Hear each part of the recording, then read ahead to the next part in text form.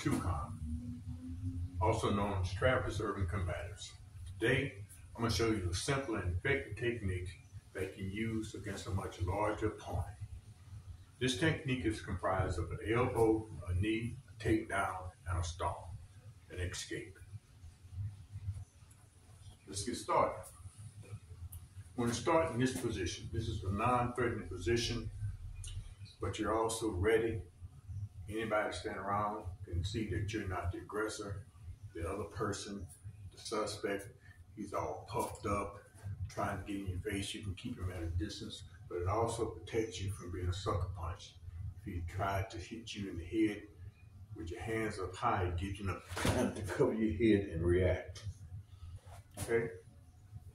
So now, the first part of this technique is a chin jab. You have to be proactive with this. You know that he's going to try to attack you. So from this position, you step and hit him under his chin with open palm, striking with this part of your hand, right under here. Now, that's going to cause a reaction of his head going back. He's going to be off balance. It may take him off his feet. At the very least, it's going to cause whiplash, which is an injury. It may make him lose some of his teeth if you catch him with his mouth open. Okay, so underneath the chin. So while we're doing that, we're also grabbing hold of his bicep, his right arm, with your left hand. That's so when you hit him and he starts to fall, you can control his descent if he goes off his feet. If he doesn't, you attach with the other hand and you knee him in the groin. From there, you put him down to the ground, stomp, scan, look around for his friends, and then run, get out of there. Looks like this from the side, so you get a better view.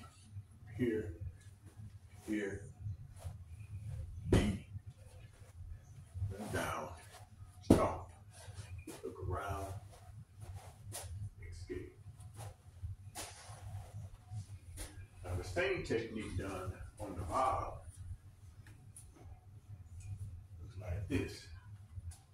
From here, underneath the chin, there, you attach, then to the groin. Pull them down to the ground. Stomp, look around, and escape. One more time. Here, there. Here, put them down, stomp, look around. The third way you train this along is with a focus pad. If you don't have one of these, you can use your empty hand. With the focus pad, it allows you to hit with some force without hurting your hand. Okay. This represents his chin. Go underneath, down to the groin, yank him down to the floor, stomp on his knee or ankle, and then run. Once again.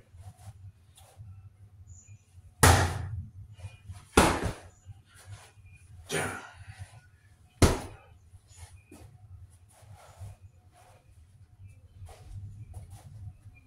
That's how you can stop a much larger opponent very quickly and effectively, and possibly save your life or your loved ones.